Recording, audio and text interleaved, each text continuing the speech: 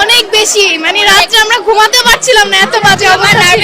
বুক ব্যথা করছিল, আমার একটু একটু শ্বাসকষ্ট হচ্ছিল, আমি সত্যি কথা বলছি, আমি এত টেনশন হচ্ছিল।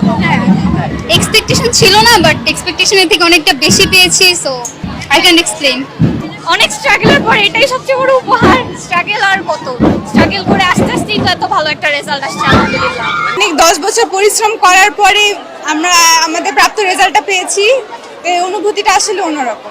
এখানে তো মানে আমার কখনো ওদেরকে নিয়ে বেশি একটা প্যারা নিতে হয় নাই। দুই বোনের সাথে ডিসকাস করেই পড়াশোনাগুলো কমপ্লিট করে ফেলতো। তো ওরা দুইজনের বন্ধু ছিল আসলে সব সময়, এবং এখনো আছে, ইনশাআল্লাহ থাকবে। Golden A plus. এক্সপেকটেশন ছিল না, বাট এক্সপেকটেশনের থেকে অনেকটা বেশি পেয়েছি, সো আই ক্যান এক্সপ্লেইন। আমার সহপাঠীরা আমার লাইফের একটা পার্ট। তারা আমাকে অনেক হেল্প করেছে এক্সামের টাইমে, এক্সামের পরে, আগে, সব সময় ভালো। এই যে আমার সময় যে পরিমাণ হেল্প করছো, সহযোগিতা হয়েছে, পরীক্ষা খারাপ হয় নাই। তুমি সহযোগিতা, আমি সহযোগিতা, দুইজন একে অপরের জন্য করেছে, মানে আসলে সেটা স্টুডেন্ট লাইফ রিলেটেড সবকিছু হয়েছে। এবারে চলে যাবো আমি থাকবো না বাংলাদেশে।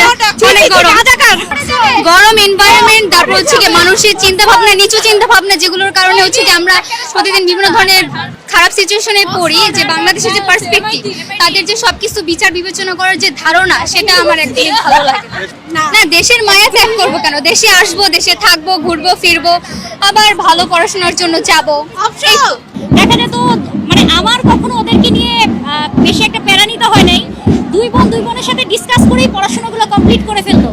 তো ওরা দুইজনের বন্ধু ছিল আসলে সব সময়, এবং এখনো আছে, ইনশাআল্লাহ থাকবে। পড়াশোনার প্ল্যানিং হচ্ছে আমরা লাস্টে, বিশেষ করে ক্লাস 10 একটু সিরিয়াসলি পড়াশোনা স্টার্ট করি, অনেক সিরিয়াসলি স্টার্ট করি। এমন হতো অনেক সময় ভোরবেলা নামাজ পড়ার পর ঘুমাতাম না, মানে আমি আর ওয়ালি এরকম প্ল্যান হতো, আমরা কাউকে জাগাতাম না।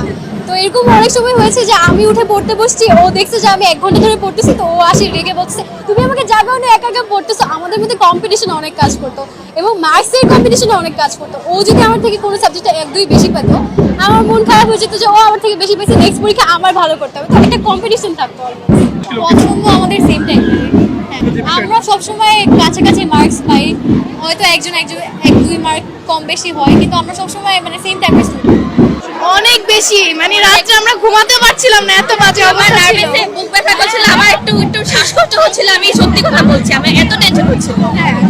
শ্বাসকষ্টটা তো কমেছে আলহামদুলিল্লাহ। সাথে সাথে আমি একদম মানে আমার শরীরটা একদম ছেড়ে দিয়েছে। আমি সত্যি কান্না করে ফেলেছি, আমি খুশিতে কান্না করতেছি। আমি অনেক ইমোশনাল একটা মোমেন্ট ছিল যখন আমরা রেজাল্টটা পেয়েছি। বাবা মার মুখে যে হাসি, এটাই সব থেকে বড় বিষয়। আলহামদুলিল্লাহ, আমার মার জন্য সবচেয়ে বড় উপহার আপাতত এটাই। আশা করি পর আরো অনেক বড় উপহার থাকবে।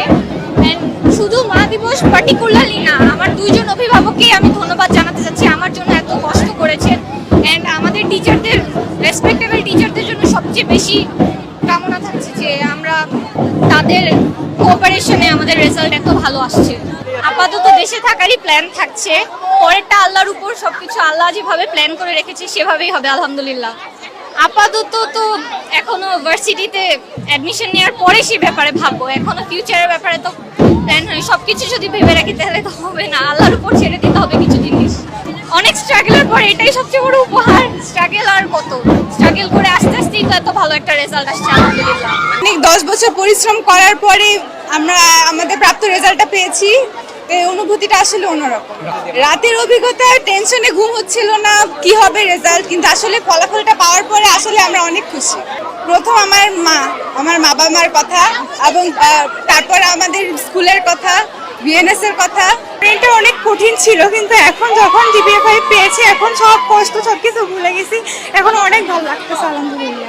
সারা রাত ঘুমাইনি। রাতে সব থেকে বেশি আমার আম্মু টেনশনে ছিল। আম্মু বলতেছে খুঁজো, কোনো ওয়েবসাইটে পাও না কি আগে রেজাল্ট। আম্মু হচ্ছে এমনকি শিক্ষা মন্ত্রণালয়ের অফিসেও গেছে, অনেক চেষ্টা করছে আগে রেজাল্ট জানা। সারা রাত আমরা কেউই ঘুমাতে পারিনি। আজকে আবার আমার আব্বুর হজের ফ্লাইট, তো সবাই আমরা সবকিছু নিয়ে অনেক টেনশনে ছিলাম। আমি কালকে আল্লাহর কাছে এটাই দোয়া করছি যে স্যার আমাকে মাদার চাইতে আম্মুকেই একটা গিফট দিতে দাও যেন আমি জিপিএ 5 পাই। কারণ আমার থেকেও বেশি আমি চেয়েছি আমার বাবা মার জন্য যেন পাই আমি জিপিএ 5, কারণ ওরা সারা বছর অনেক কষ্ট করছে আমাকে ঘুম থেকে